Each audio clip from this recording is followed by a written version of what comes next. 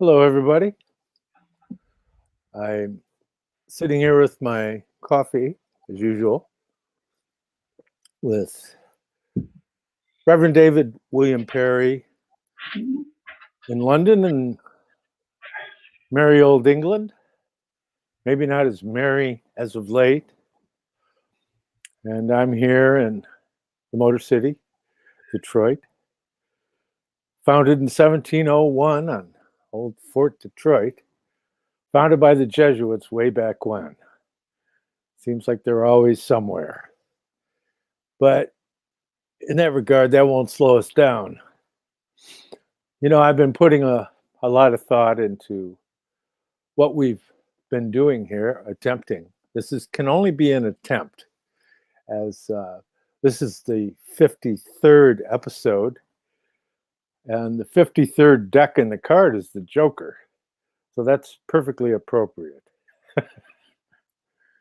For myself, I won't thrust that appellation upon Reverend David. He gets to be a court card. But that being said, and all foolishness aside, as we look into this deeper, it becomes more and more important in my mind that people find that place within themselves that's beyond the fray. I received a call from a good friend of mine who's very successful in Hollywood in music production and all of that, and he was somewhat or really greatly rattled. He's not one that's easily rattled, but things are heightening all over the place. And so what we need to do is we need to do more robust centering, shall we say, so that we don't fall prey to the bait. And that's essentially what we're looking at, is the people that wish us to fail would like nothing better than for us to take the bait. And hopefully that's not me. But that being said, as we get into this, it's interesting, by the way, that there was a broadcast on Saturday with, I'll just say AJ. Pretty much everybody knows who that is, with David Icke, who's maybe also proscribed to the same extent. I don't know. But it was interesting because about an hour and 15 minutes into David Icke, he starts referencing Rudolf Steiner. And I always hoped that David would avail himself, because he's a very smart individual and he's been able to figure a lot of stuff out on his own. And that's basically what we have here, is we have all these people that are trying to make sense of these less than fortuitous appearances we're having to face. And I think that the important thing, again, that we're trying to do here is find truth and find a source of centering. Of course, Reverend David and I, both find that source in that the battle has already been won. The battle was won on the hill of Golgotha, as it's called in Aramaic, but the place of the skull.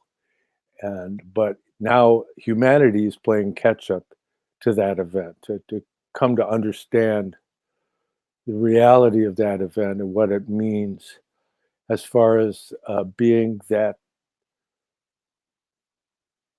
event that can give us a source of centering. And last week we discussed briefly about how if you look backward, you find Golgotha. If you look forward, you see the fruits of the resurrection. And that's what we're working on. And in approaching the resurrection, what's very helpful is to be able to embrace concepts in a way that's not abstract thinking. And I have made reference to the fact that there's very few critiques of the work of Rudolf Steiner, because the people that would be doing those critiques are trying to do it using abstract thinking. And if you try to read Rudolf Steiner with abstract thinking, you'll go nuts. basically, because you'll get to the end of the page and you'll wonder what just happened. Now, why am I saying that? Well, let's look at it this way. And mathematics can be helpful at times.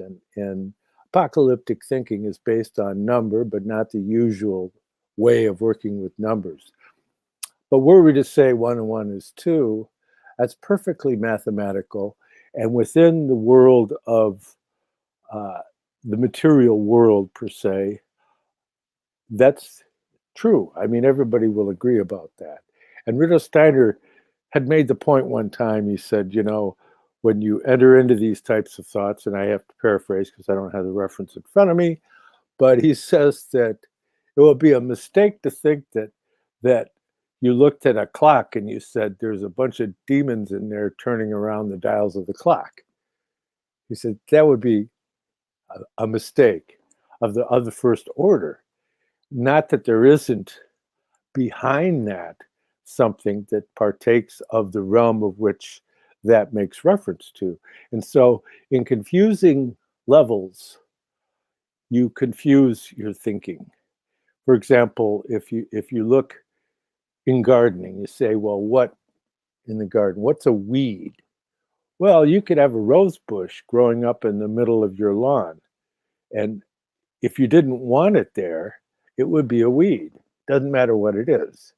It's what my old friend David Spangler would say, misplaced concreteness. It's something that could be very good in one context that could be very bad in another. And so that's the way we have to kind of approach this subject. And so in getting into a deeper understanding of that and try to develop a meta-narrative that can give us a way of looking at this, that's what inspired me to write my 2 books, because it was basically the mystery of number, and that's the basis of apocalypticism.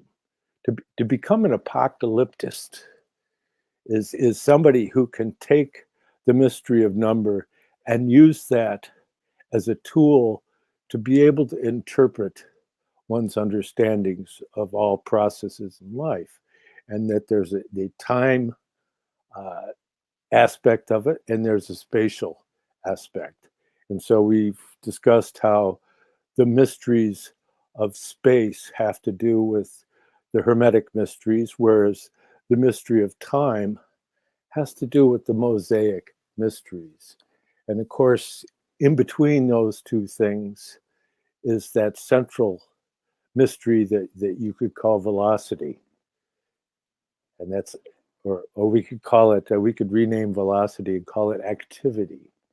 Okay, and so that we are those that act within this world of illusion, as it was described by the ancient rishis of India, this illusion of time and space that they disdained, and so they attempted to withdraw from that and go into nirvana, as it's described in the Buddhist texts, to be able to remove oneself from this world of travail and suffering. But whereas the Aryan stream of Zarathustra says, no, I wish to work into this world, to be able to bring the forces of the upper world into this lower world and to use it as a transformative force. And so in respect to all the different paths, you have to keep in mind that what you want to be able to do is come to an understanding of what you're actually dealing with. And Rudolf Steiner was very clear. He said, anthroposophy, or spiritual science, it's not a religion. But more and more, as we move into the future, people will find the need to make recourse to spiritual science to be able to understand what they're experiencing, because people are going to, as we move into the future, have a greater number of supersensible experiences. And if they're wholesome, then that's a good thing, because that is that impulse that's bringing you into relationship with Jesus Christ as a supersensible being. If it's not wholesome, if it's something demonic, like I don't know, you could look at like the beings of the lower astral world that serve as inspiration for the tech scientists that work with drugs and try to receive their inspiration from these demonic type beings of other dimensions. Those are like weeds, right? And so you have those beings have a right to exist in their domain, but they don't need to impinge on ours. And the only ones who can stop them from doing it is us. And so if something bad is going on in your world, perhaps you're not taking up the task strong enough to be able to rise to the challenge, and that's something that I think is very critical at this stage. And if I might bring up something from earlier today that I shared, let me bring it open here because it's I think serves our purpose here. It was the poet Johann Wolfgang von Goethe who said, "Whatever you think you can do or believe you can do, begin it. Action has magic, grace, and power in it." And that's the basis of what we're trying to do here, is act, because the contemporary of Goethe was the poet Novalis, and he said, "Blood will stream over Europe until the nations become aware of the frightful madness which drives them in circles. And then, struck by celestial music and made gentle, they approach their former altars all together. Hear about the works of peace and hold a great celebration of peace with fervent tears before the smoking altars." And so with that wonderful image, let's say hello to Reverend David.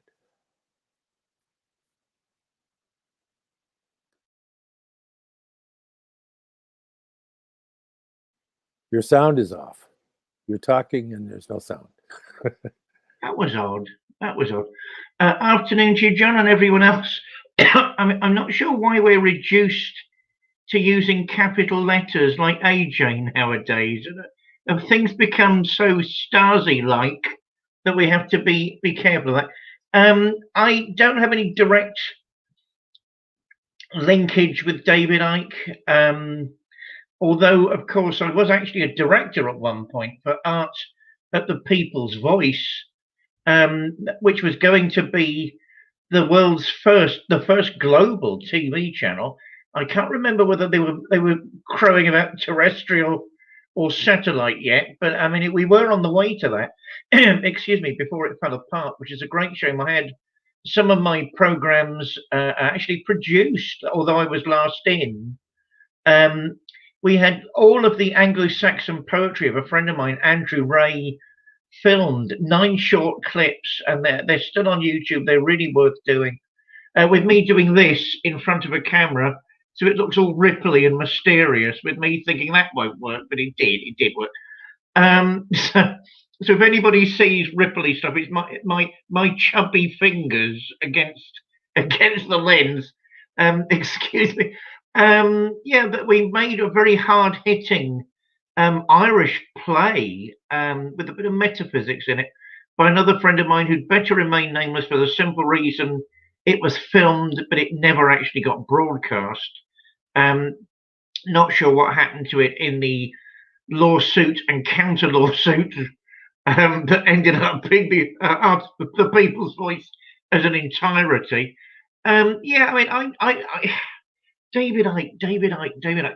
An interesting man. I have a lot of time for him. I mean, certain parts of the conspiracy side are coming true around us, so we might all owe him a bit of an apology. And these lizards things, in God's sake. I notice that when one or two people started grumbling about the bloody lizards, all of a sudden the phraseology changed and it was a force. A force. You mean the lizards, David? You mean the lizards, okay? But it was because a lot of us were unhappy about 9-foot lizards. Do I think he's an anti-Semite? No, I don't. When he mentions 9-foot lizards, he means 9-foot lizards. Okay, that's the end of it. Yeah, I think we're getting a bit overly sensitive as the world comes crashing down around us, which is a strange time to get sensitive. I hope he would avail himself of Rudolf Steiner a lot more. It might save one or two horrendous errors, which I remember to this day. I mean, he was walking around Rome being filmed, like nothing to do with it, no direct input, no indirect input.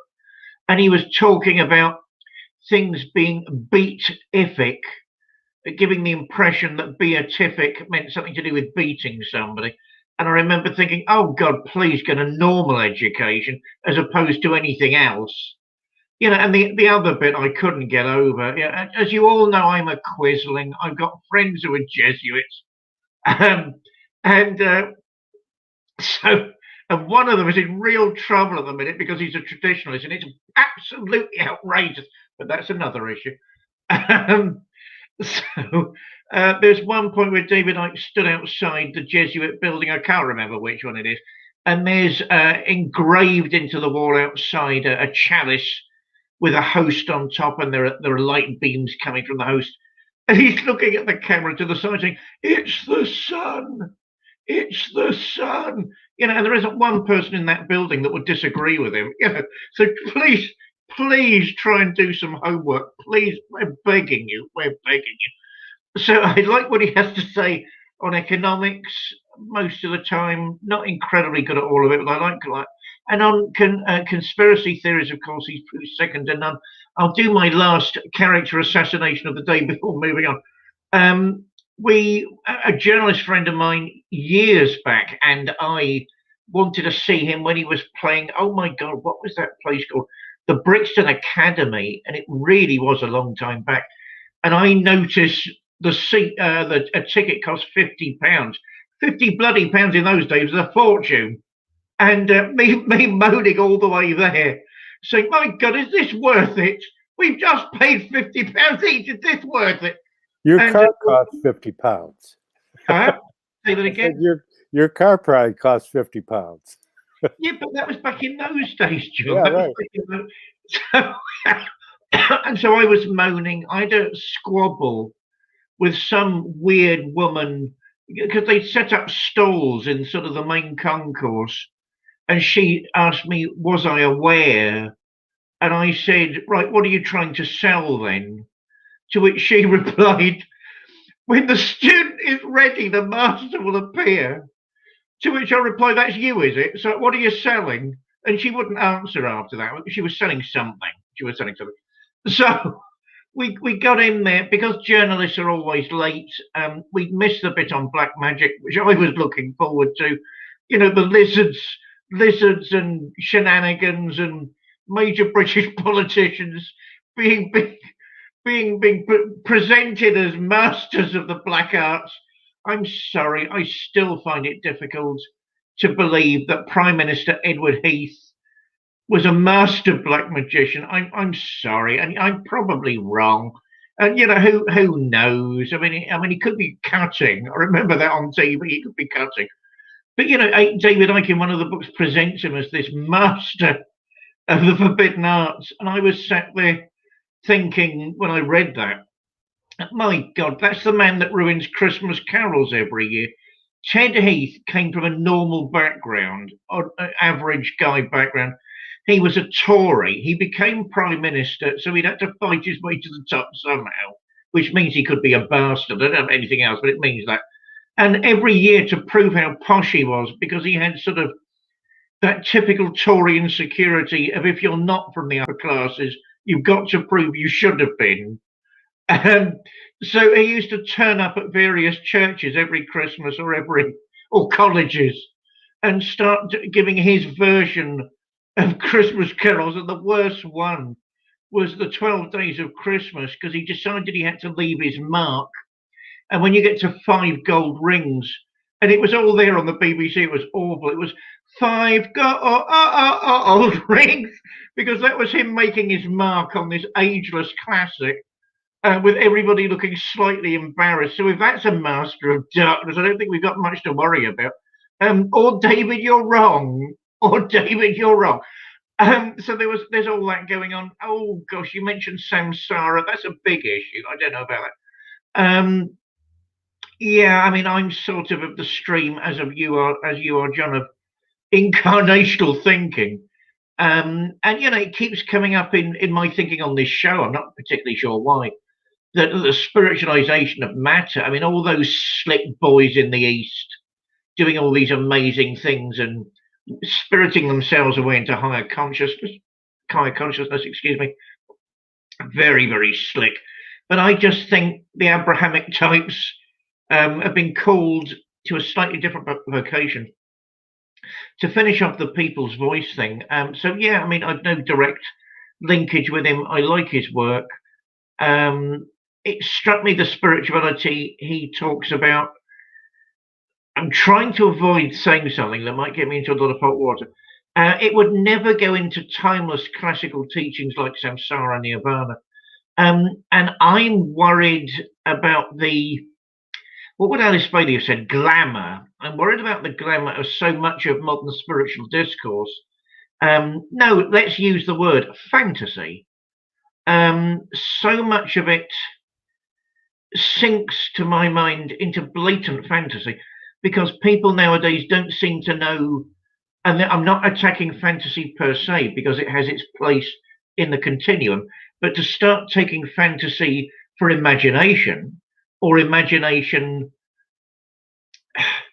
as as something that doesn't work within its own frame of reference as the equal or not opposite, as the equal to reason, I think is very dangerous. I mean, I'm thinking of some of the truthers that now are not only discovering the mysteries of ancient Egypt, but the genetic experiments that were held in ancient Egypt. I'd love to see some proof of that. I'm sorry.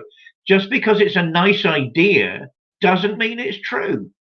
And oh yeah, I'm going to attack you Yanks for once too. You get off too easy. I don't have a green card. I'm allowed to turn nasty.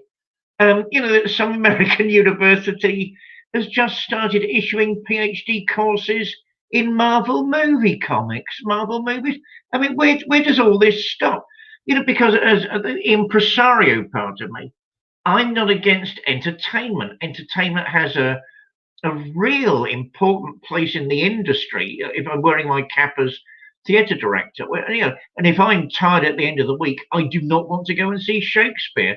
I want something inane like The Lion King, like people running around the stage in spangly costumes. I don't want to be intellectually challenged. That doesn't mean I never want to be intellectually challenged. So yeah, I mean, David Icke strikes me as the sort of guy that lapses a little too often into the unverifiable.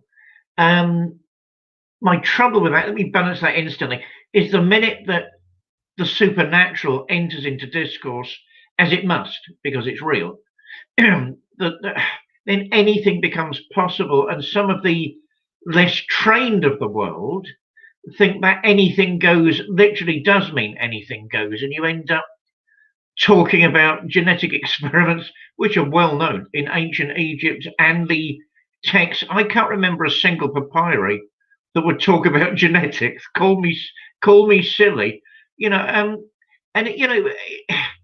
it doesn't really explain things, and it doesn't really make us. It doesn't lead to deeper spirituality, and it doesn't really lead to anything apart from a glorious pantomime, which is lots of fun and hugely wonderful, energetic, like a Marvel movies, not like the Avengers or all that sort of stuff. Wonderful, but we live in a world of suffering, a world of pain, a world of shallow emotional reactions, and I don't think that's really a solution to any of those things. So viva the fantasy, but let's remember there's reality behind it, and that reality is spiritual, and it means we have to work towards it, not the other way around. I'll pass it back to you, John. Well, over here in the colonies, the college and university system has turned into a ploy to get people to sign on to student loans. And then once you've got them signed on to student loans, you've got them in debt servitude. And so there's a lot of people running around with these liberal arts type degrees. I'm not going to point out any specifics for fear of offending somebody. And actually, you can get a degree in how to not offend anybody. Well, keep your mouth shut. That's a good one for starters. And that goes back to a quote, Jonathan Swift. I'll dig that up later. That's he's hilarious. He's brilliant. And yeah, if you want to get behind some of the challenges that David Icke's facing, you have to keep in mind, or you don't have to, but it's a good idea to keep in mind the indications of Rudolf Steiner regarding as we move into the future and people begin to open up clairvoyance, if they have not pursued a discipline to be able to bring themselves into right relations, they will have this very subjective experience, and you'll have everybody coming up with their own version based upon the content of their own drama, basically. Because what we do is we project. You think it's out there, and that's what you're seeing out there is what's in here, and that's the crux of the supersensible, is that it's very much challenging because it's works in counter images and in these things that are reversals, and you have to be able to find a real presence, a self-reference in your individual ego, which is your relationship to Christ, and that will protect you against all manner of illusion. And so unless you have a firm footing in that regard, or some of the other paths of love, if you haven't come to the Christian path yet, then you understand, like in the words of the Sufi mystic saint that became friends with one of his students, principal students here in the U.S., and but the Sufi's name was Bawa Muhayyiddin. And he said, I studied psychology, I lost my heart, and went crazy. So you have to see that if you're going to follow a teaching, it's a good idea to have an understanding of what a human being is in the first place. And if you don't have any grasp of the super sensible being and destiny of mankind, then you're going to end up trying to solve issues with partial solutions, just in the way that one would take 1 and 1 is 2 type thinking. As soon as you translate that into the world of life, it's not necessarily true, because we know in the world of life, 2 people could come together and they could have 12 kids.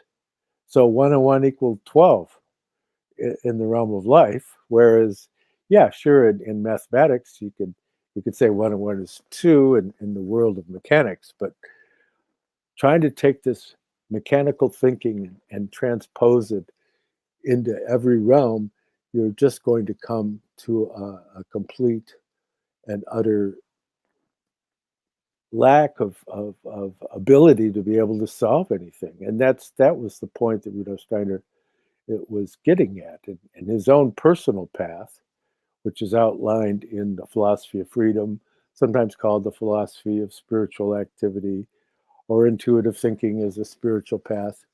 But it was that whole idea of being able to go directly to the state of intuition, to where thinking is approached, and that's the presence of spirit in man, is the realm of thinking, and so the realm of thinking is spirit, the realm of feeling, right? That's the realm of soul, and then the realm of will, that's the physical. And so you have the incense is that physical realm, so your frankincense and myrrh, that can guide you in that realm. If you get into the middle realm of feeling, it's the feeling in which one imbues speech, but a good understanding of the realm of which it pertains to, which is the etheric. Rudolf Steiner said, like, consider music.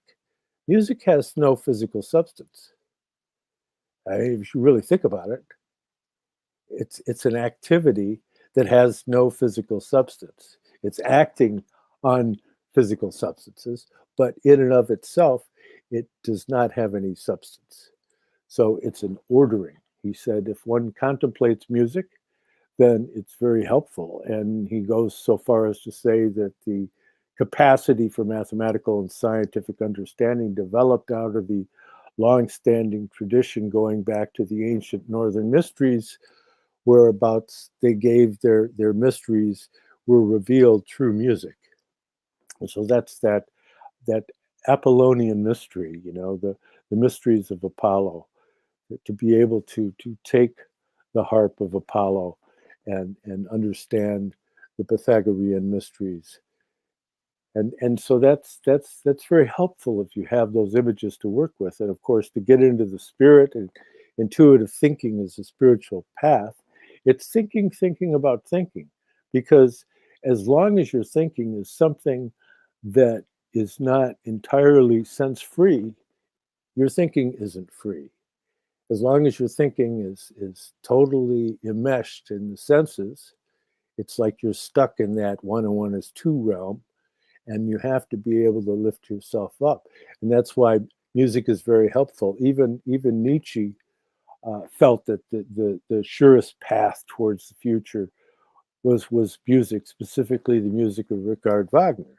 Rudolf Steiner was inclined to agree, but he said Richard Wagner's music on a level of inspiration, but his librettos were not capable of taking it as far as his music. And so his intellectual concepts that are expressed within the librettos of Parsifal, for example, pale in comparison to the actual music that he came up with. And so those of you that know me know I've been spending a lot of time listening to classical music lately, with prominently Beethoven and Chopin, but also the string work. There's 2 specific pieces, one by John Sibelius and one by Tchaikovsky. That's the only violin concertos they wrote. They each wrote 1 violin concerto, and they're easily in the top 10 of musical creations. And so you see that kind of music, that there's nobody really around that's creating on the level of a Beethoven that I know of. It's like these spirits are of such a sublime nature that they're participating in beings of the higher world in a way that I'm sure they're probably not even aware of. And so, as I say time and time again, art is higher than philosophy. Well, as you know, I've got a soft spot for Schopenhauer, which might come as a big shock to a lot of people. I love Wagner. We're back to pussyfooting around people. I love Wagner. He wasn't a Nazi. Get over it, world. It's almost as though people want him to be so they can be shocked. Even Stephen Fry, a bigger puff than me, said not too long ago that he loved Wagner. So my heavens. I never think of America as the colonies. I'm desperate to be there, John. I remember reading The New Atlantis by Sir Francis Bacon many, many years ago and reveling in the thoughts of this wonderful new world.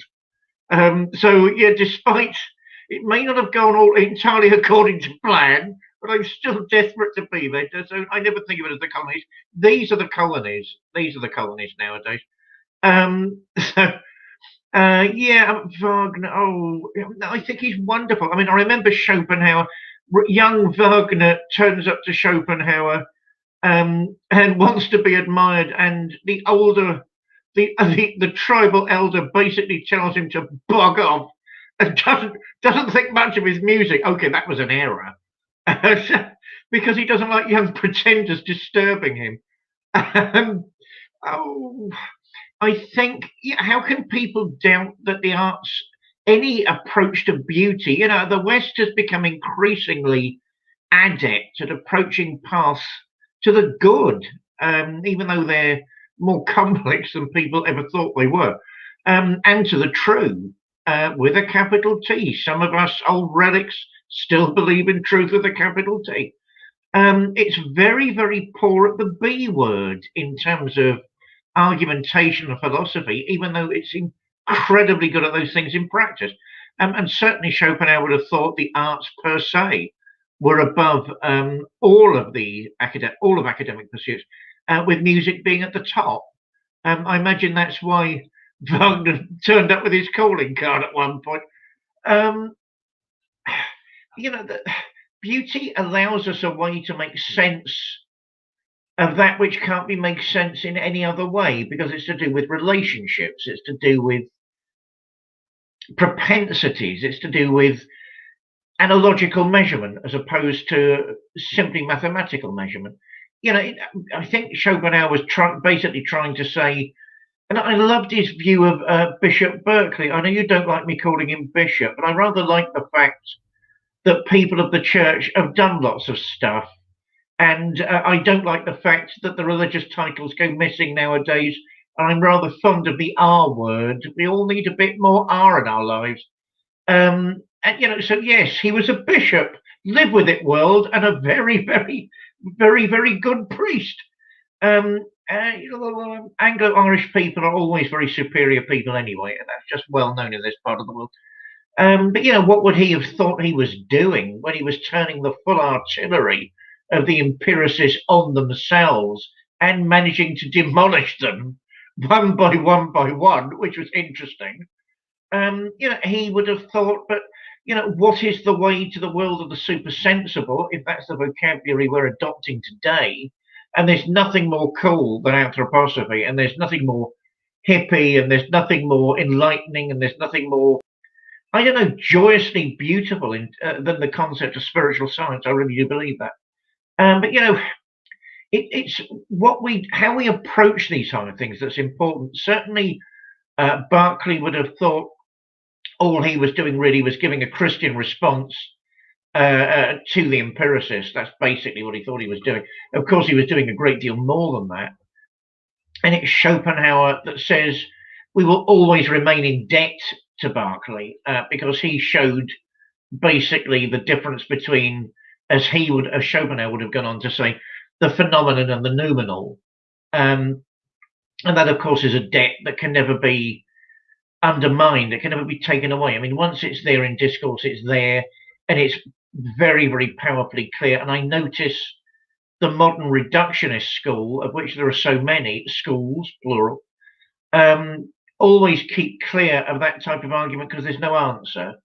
And they don't want that type of argument to take place, which is a shame, because that's, to my mind, where real academic pursuits and real scholarship and maybe the real sciences, because they've suddenly found their correct level and frame of reference.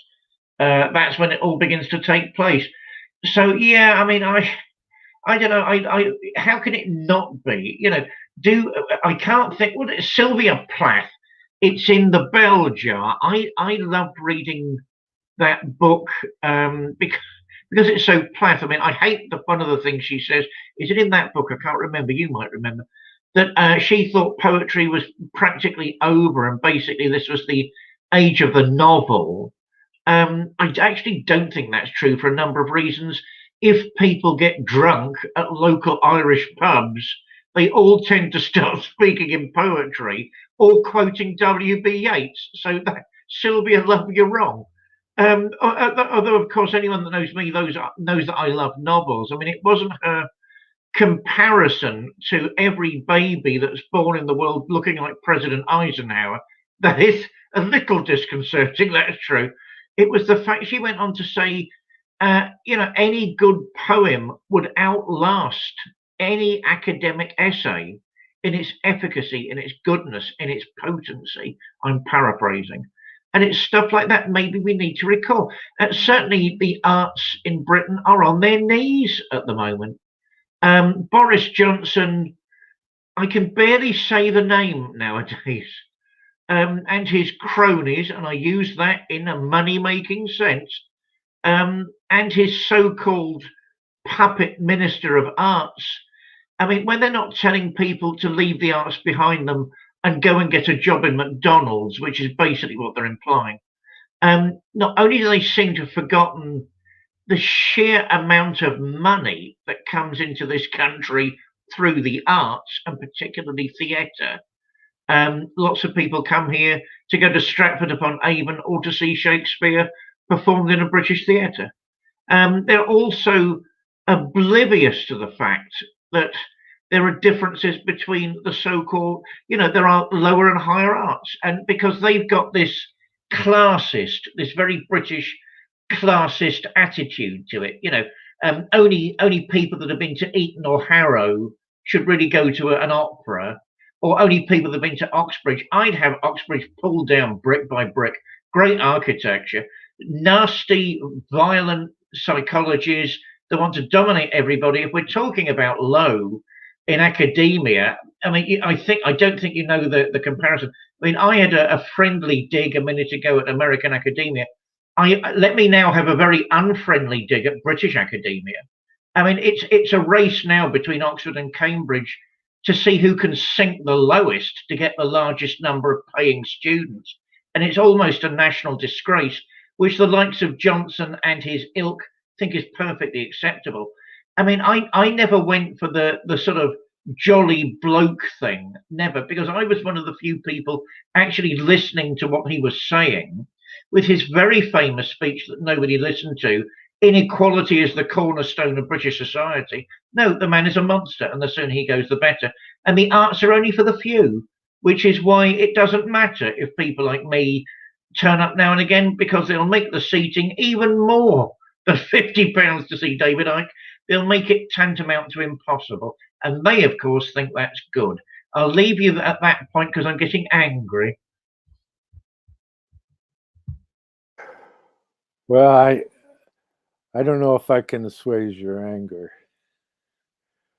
but at this point, I mean, I think that we have to try and maintain a measure of grace, yes, because to a large extent, the people that are caught up in this whole drama, the Me Too movement, and all these characters.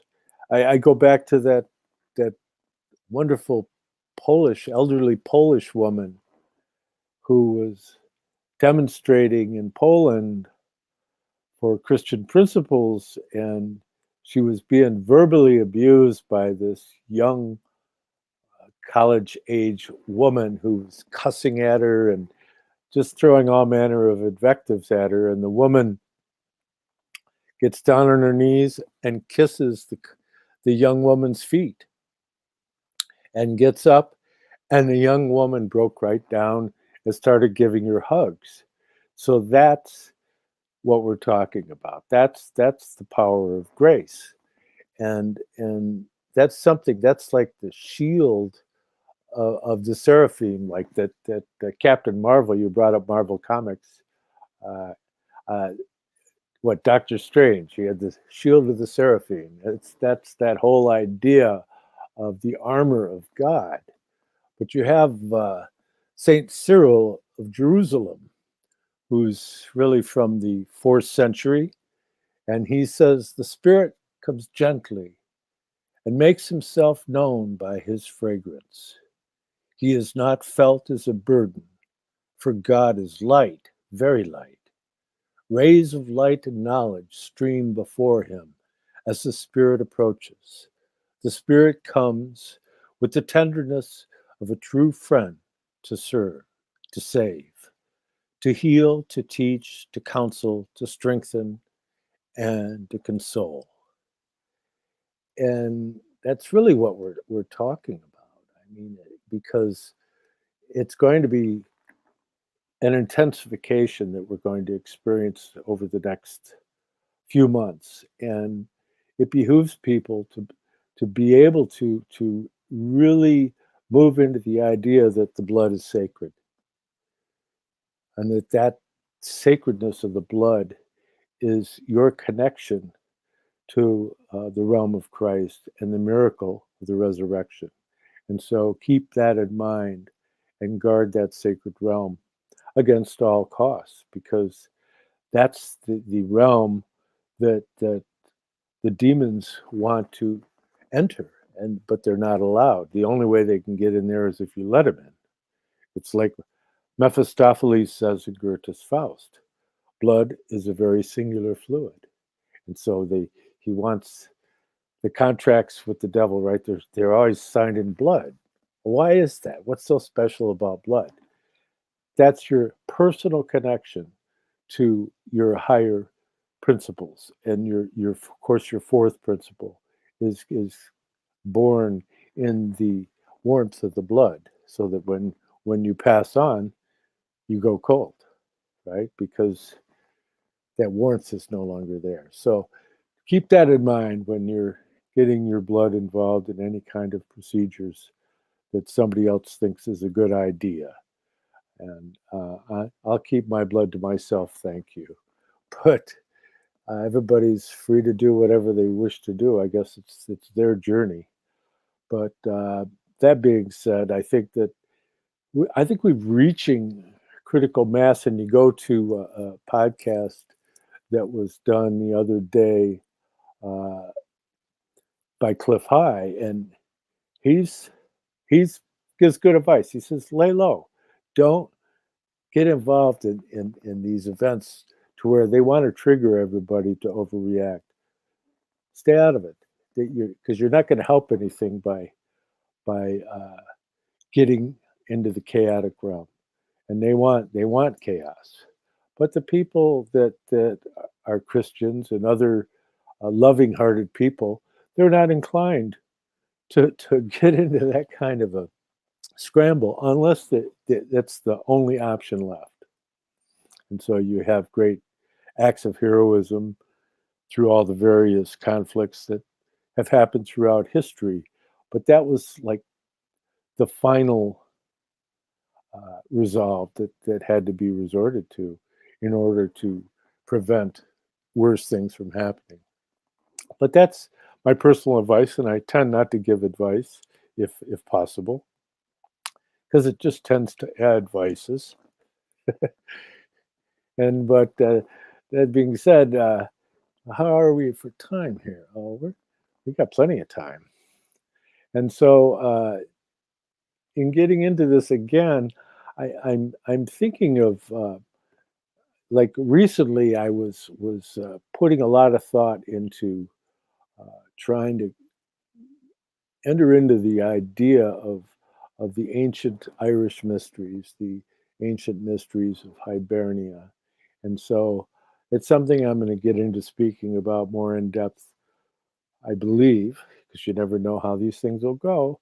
But I believe this coming Thursday, I'm going to do another show with Douglas Gabriel from American Intelligence Media, my best buddy. But I always like to kind of weave things together.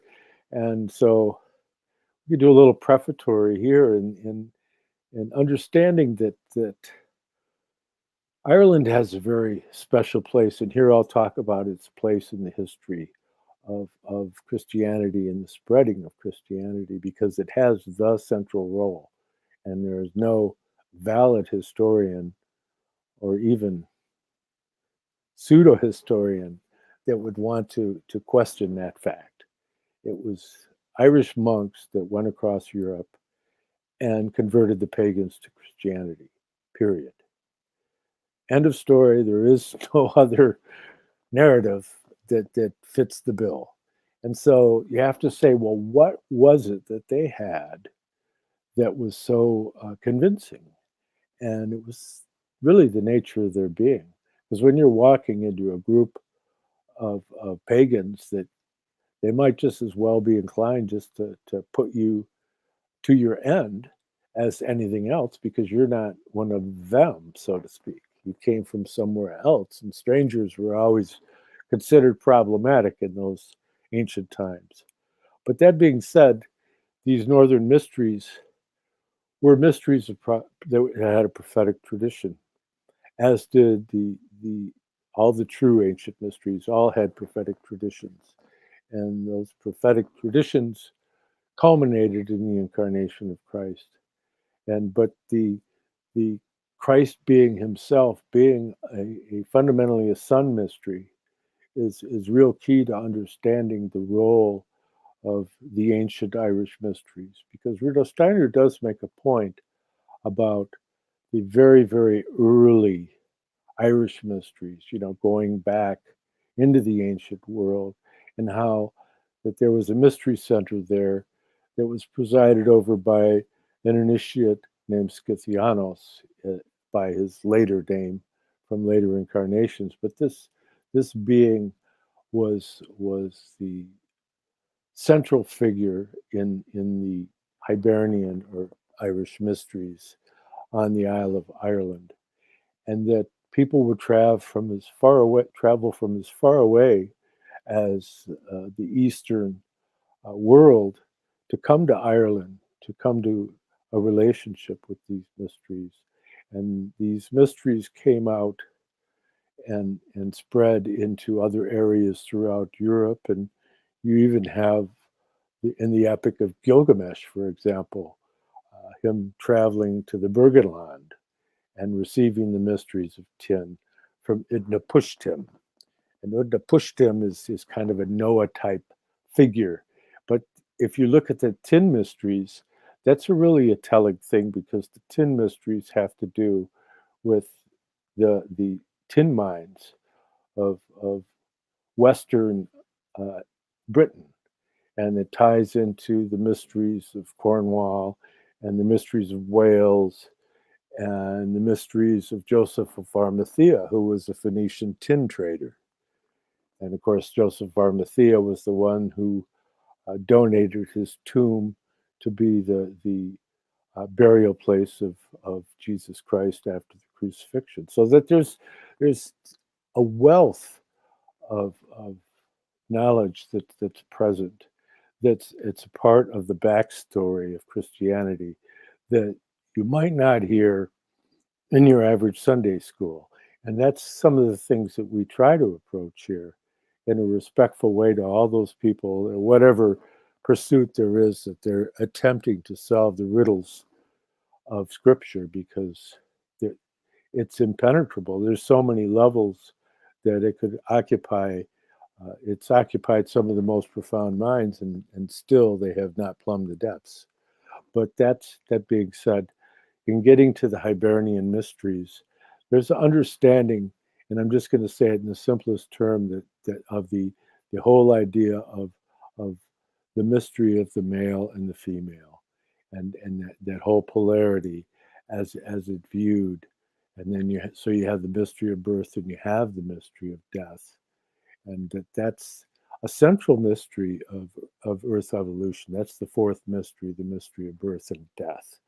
And so to have a being from the higher world come to Earth and experience a human death is a singular event. It's the only time in history it happens, according to the esoteric Christian stream. And so consequently, we need to look at that event as being a central place in history at which things change. And you could see it in the words of John the Baptist. He says, "He must increase, therefore I must decrease," saying that he's a representative, and the last great representative of the ancestral dispensation, and that with the baptism of Jesus, where the Christ entered into him, that what that ends up is the new dispensation toward the transformation of the earth evolution from the cosmos of wisdom into the cosmos of love. And as it says in the Gospel of John, God is love. So that keeping those types of thoughts close to your heart is very important as we move into these challenging times? Yeah, a couple of things. I'm still incredibly jealous of your relationship with David Spangler. I'd really love to have met him. Assuaging my anger, I think I'm meant to be an activist, so I'm not sure. I'm not sure that's always possible. I'm not a professional activist like Richard Dawkins, who somebody uncharitable in the British papers a couple of years ago called a professional atheist, which I thought was a good gag actually. So, yeah, but all we're angry. All we're angry. Yeah, I mean, I'm an activist about certain issues. So no, I find, I don't know, I just find the deconstructing of democratic, and I'm trying to avoid the word liberal. In this part of the forest, it means slightly different things, and I'm thinking of liberal with a sort of capital philosophical L as opposed to a political one. You know, most of the innovations that have taken place in British society over the last couple of centuries have come from there. And they're slowly being deconstructed. Well, not actually so slowly, they're rapidly being deconstructed. And nobody seems that bothered. And that does make me, it makes me uppity, I confess that. Because people don't know what they're throwing away. And maybe it will be very difficult to recover. You know. Anyway, and yeah, there was something I wanted to say also about classical music. Of course, it's not just in the past. I mean, I remember seeing part of Sir Harrison Birtwistle. There's a northern name for you. Here's The Green Knight. Oh my God, it goes on. It's a bit long, but a breathtaking achievement in music theatre and a modern opera in the classic sense, a remarkable achievement. I mean, there is still serious music around, and it needs to be addressed with the respect it's position within, with the cultural position it's position within. You know, so that was the other thing to that. Oh gosh, I think I said on this show before, and I hope I'm not boring you today because it's very unusual for you to ask what the time is so early. So yeah, I mean, nobody's pure here. Nobody's pure here. You know, you can't do what those boys in southern Germany like doing and talking about purity laws. You can't do that here. Everybody's a mixture and a bit of a this and a bit of a that, which is why bombings of various sorts also make no sense here. I mean, if I look at my own particular stable, I mean, there's a bit of Welsh in me. There, if you go back to just before my great grandparents, both sides of the family are actually Irish. There's a bit of Italian in me. Oh my God, they say there's even a bit of German. So, but you know, I'll go over that bit. So, you know, yeah, nobody's. I mean, Britain by definition has had doors open since time immemorial, and the mixtures haven't done us all too much harm. Because you know, and I want to say that because I suppose I want to start talking about Irish mysteries. I was looking just before we came on air at the most horrible born again poster I've ever seen in my life. It's my want that the higher powers show me these things an hour or so before this show. So I normally finish cooking British Sunday lunch, and I've eaten it, of course, with my nearest and dearest. And then something will happen, and I'll find something terrible on the internet, which was a poster from the Bible Belt, basically saying every time a kid touches themselves, an angel dies. And you think, my heavens, is there no limit to which people won't go to prove a point? You know, to make sure they've won the argument. And I noticed the wording at the bottom of this poster: "Your child's filthy habit really should be dealt with by this program, which is only so many dollars." You know, you think, oh my heavens, you know, this has to stop. And curiously, I was thinking that shows. Right, this is where I get into. This is where all of America leaves what I'm saying. Um, I think there are different types of Puritanism, and I rather like Puritans. I think the ones in Britain were scary. There was a comedy sketch a couple of years ago by two British comedians who had suddenly discovered Puritanism, and one became the Reverend Whipham, and the other one became the Reverend Burnham, and their mantra was evil, evil, all this evil everywhere. And so that's British Puritanism for you. And of course, a lot of them did go to the New World. I mean, I rather like the Mayflower, and I rather like these brave people escaping the king by the skin of their teeth and setting up colonies and trying to do the decent and right thing. I think all that's beautiful. But we've got to be a little careful of where Puritanism can go wrong. Anything can go wrong. That's human. I'm not saying the older and different traditions never do that. I'm saying even those things can go wrong. Even my beloved Zen influence, which I put in Puritan hands, that can go wrong too. So you end up with Salem and that sort of nasty nonsense where people actually get killed, of course. And we've got to be a bit careful of that. I'm trying desperately not to hang myself on your show, and there are so many things I want to say.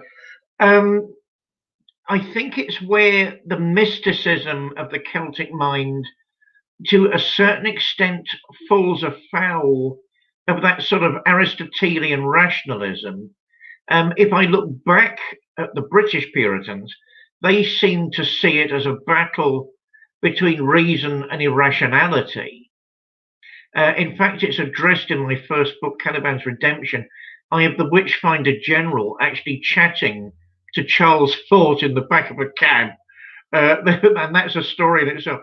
And because there's no point of meeting, that's what interested me back in those days. And if one thinks that there's so much of Christianity that's unwritten, textually there but unwritten, particularly maybe Irish Christianity. I remember, I'll put in an anecdote to give an idea of what I'm getting at there. I remember going to Cork and County Cork many years ago because it was time I looked at that part of the world. I find it delightfully beautiful, like Scotland, but very different. The attitude of the people, the consciousness is different. And that's not bad, that's simply different, it's good. We went through, right, my one criticism is every road in Ireland seems to be 10 times longer than it should be. You're constantly curling around with things. For God's sake, sort yourselves out on that level. Anyway, eventually, we got to Cork, which was a beautiful city. I could live there tomorrow, in County Cork, and saw the church. And there was one unusual bit. It was sunny in that part of the world, which, as the natives will tell you, hardly ever happens. And it was such a perfect day. The light, it was almost like Mediterranean light. It was so perfect. We saw the mountains, the mountainous area, the other side of the bay, literally turn rose pink and then start to fade away, which we were told by the locals actually only happens every 20 years. And it was beautiful. It was staggering. Cars were stopping on the highway as these hills literally vanished in radiant light. I've never seen anything quite like it. Those are the sorts of things that are informing that type of Christianity. And there's, what they don't do is they draw a rigid line. This is what I'm careful of saying. They don't draw a rigid line between the Aristotelian and the non-Aristotelian. They don't draw a line in the usual sense between Christian and pagan. They would tend to see it as a continuum. That is actually quite revolutionary if you think about it, and certainly something Robert Graves goes on about in nearly every single work of it. I'm a huge admirer of Robert Graves. I cut my intellectual teeth, which is why I've hardly got any left, on Hermann Hesse, the author, and Robert Graves. I don't like his poetry, which will instantly get me blackballed from every Robert Graves society in the country. I'm sorry, I don't.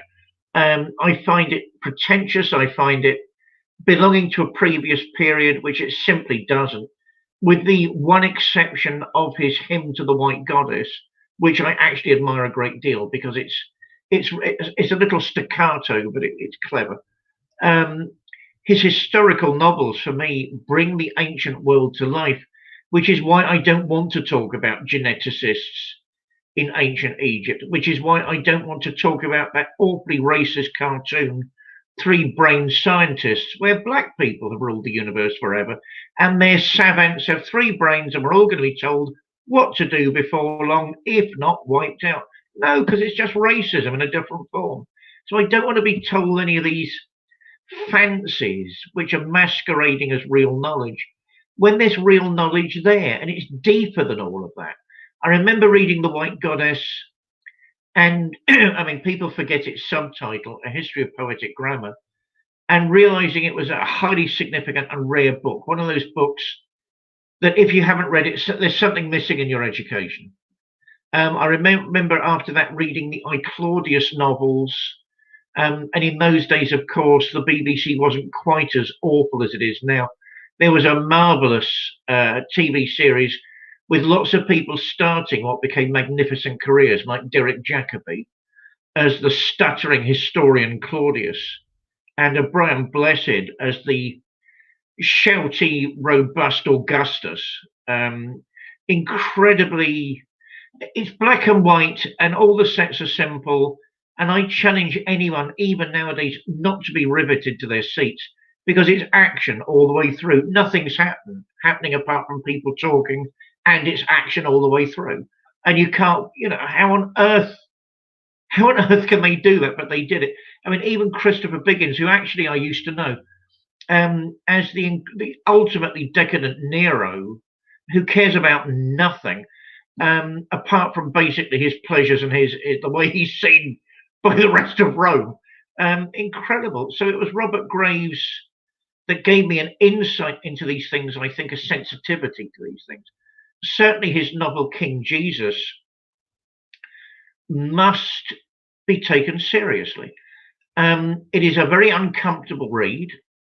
It is also a must. It's a must read for anyone grappling not only with the differences between prose and poetry as forms of thinking, but also Christianity and paganism. Because in this part of the world, if you're taking that type of perspective, it isn't clear which is which and what is what.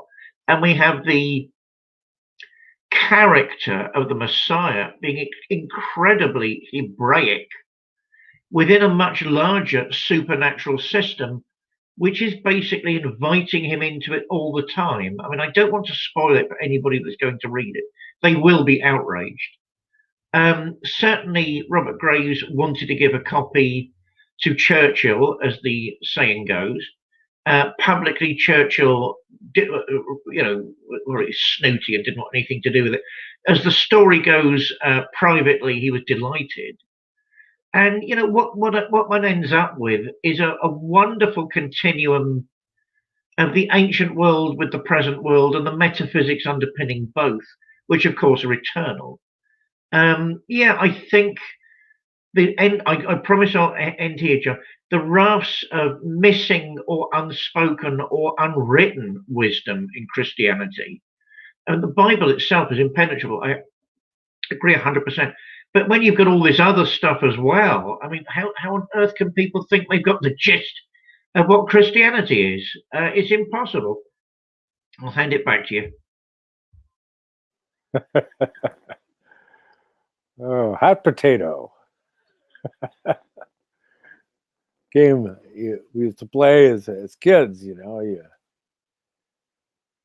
want to hold on to that hot potato too long, it'll burn your hands. And so you pass it off. And it's kind of like that with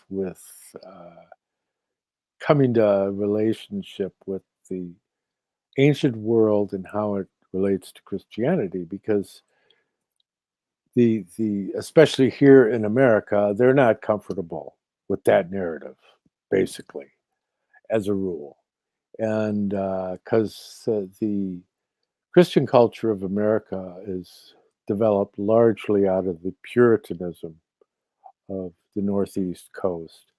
And the whole idea of that negation of other cultures in lieu of coming to a singular relationship with Christianity, which they envision as being, they say, if you find your fundamentalists, they talk about being Christian, but they spend most of their time quoting the Old Testament, which is fine. But these things are very deep, and like just the other day, somebody posted something on my line, on my wall in Facebook, and somebody's commenting how dreadful the mysteries of Isis and Osiris were in Egypt.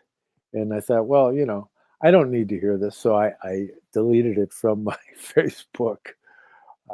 As somebody who's spent, as some of you may know, many years trying to understand those mysteries, when I created a thousands of volume database, relational database on ancient Egypt and Mesopotamian studies. So to hear somebody who think that they have cornered the market on understanding that try to approach something that's pre-Christian, I just have to remind them of Augustine, that there were Christians before Christianity, but although they were called by another name, and that the mysteries of Osiris are an example of the pre-Christian revelation, just as Ahura Mazda in ancient Persia, or Vishvakarman in ancient India.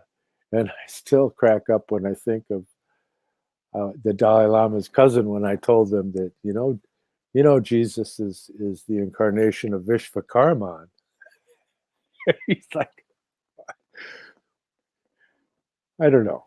It's difficult to get people to understand, but the way to get close to that Celtic Christianity is to understand that they saw the Christ being as being the king of the elements, that he was the force behind all the majesty of nature, and that this sun mystery that's revealed through all the forces that are revealed in nature, that when they finally came to terms with that, this being had finally come to earth and entered into a human being, they were open to that.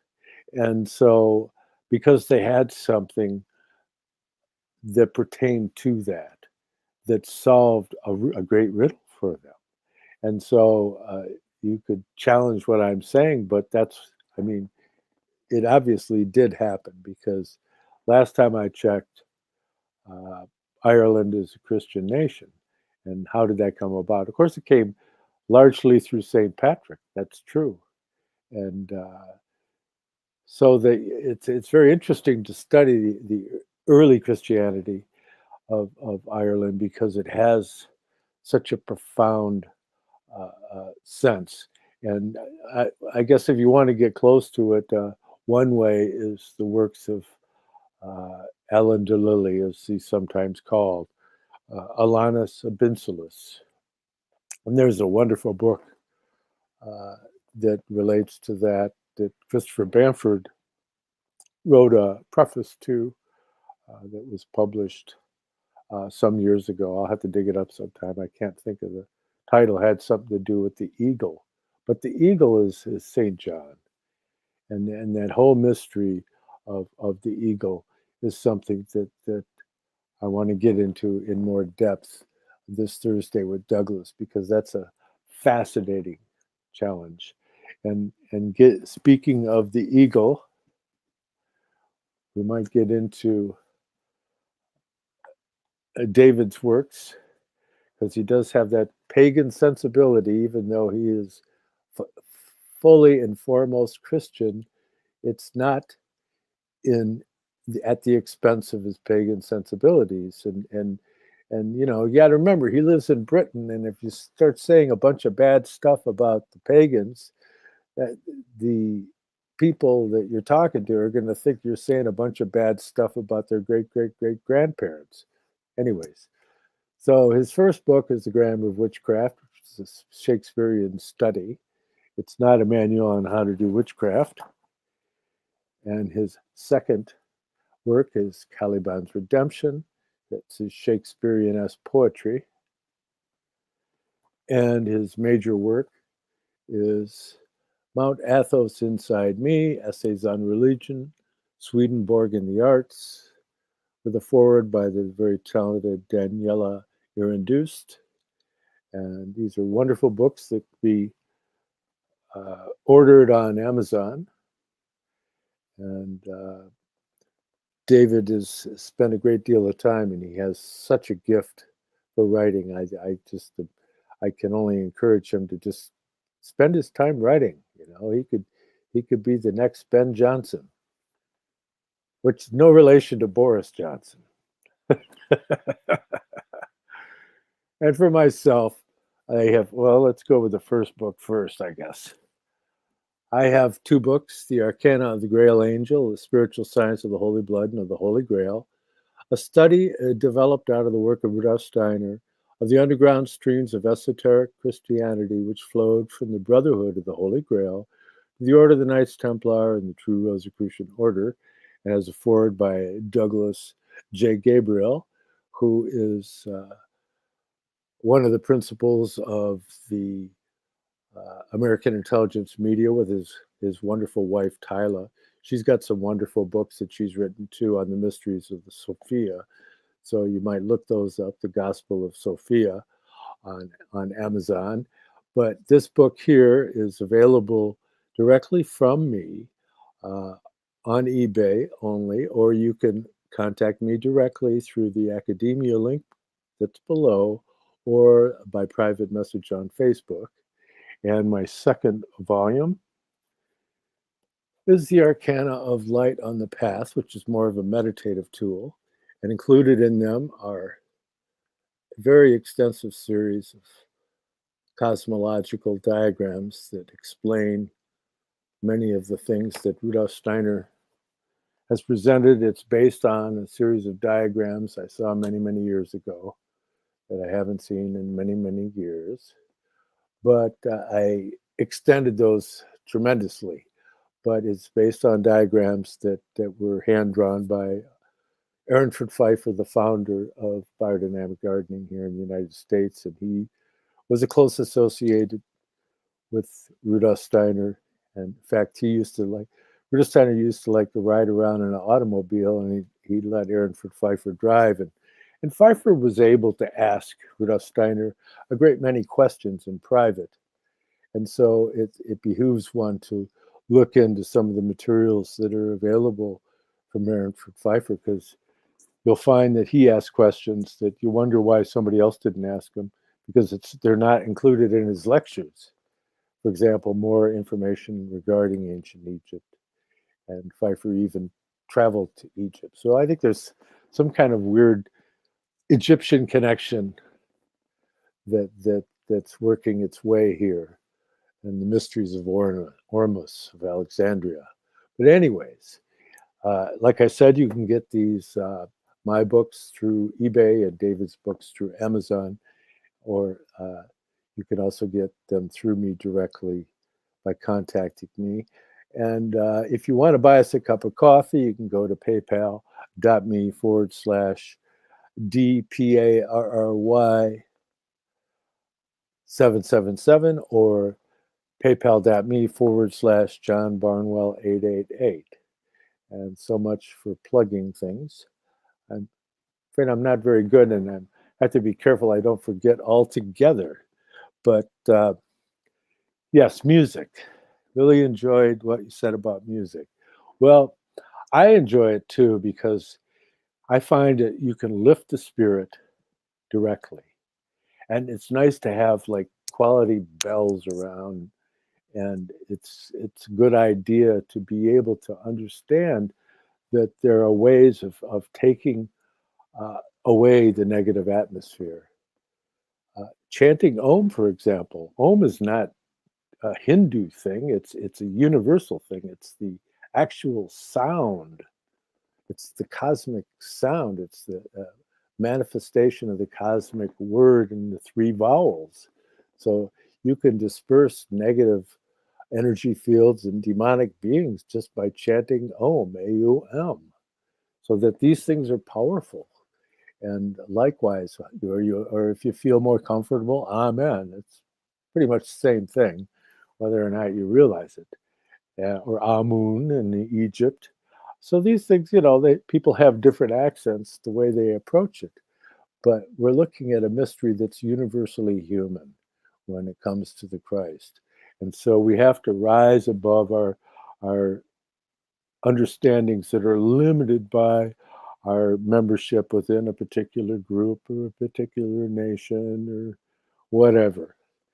That these are things that can continually unfold to the extent that we allow ourselves to be open. And so that's the whole thing that we're trying to approach here is, in order to ask the question, what is truth? You have to be open for there to unfold an understanding. And that being said, if we could get the Reverend David to put in some of his wisdom and lead us into some kind of consecration of today's wonderful event. Excuse me. You reminded me of one thing, curiously. Evans Wentz, the fairy faith in Celtic countries, which I'd love us to talk about at some point. What a masterpiece. Someone asked him, because of course he had, as you know, these intense interests in Eastern philosophy. What if Om is so important? Why did Jesus never actually say it? To which he replied, well, actually, in those days, you would have said Omen at the end of a prayer. So it is there. We've covered huge tracts of ground. I think there's a mystery and a music to the universe. I seem to remember a time when it was easier to hear. What is it? Chuck Missler, excuse me, said that great man, a truly great man, an evangelist, a conservative evangelical, because I certainly have some of them on my prayer list, and some of them have inspired me to keep going no matter what. So please, Bible Belt, all my friends over there that veer in that direction, please don't think I'm against you. One last caveat before the prayer. I think Christianity is a family, and we all need to discuss things, maybe heatedly sometimes, but as a family. It's as a family, it's as a unity, it's as a group of friends and relations that we need to recall our faith in humanity, and our faith that this world can one day be a better place. Because that's the faith really that's going missing at the minute. And I would say that's at the core of Christianity. My friends, may that faith that lifts up every heart and mind to a greater good be with us every day until we meet again next week, and be in our hours, in our minutes, and in our prayers. May Christ Jesus bless you one and all. Amen.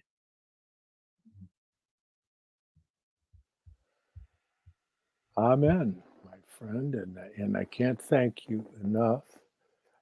And this is yet another in our series. Now we've really playing with a full deck, including the Joker. And so that leads us into a period of challenge. And so I want to thank the sponsorship of Vadim and Tyla that have made this episode possible. Thank you all, and goodbye.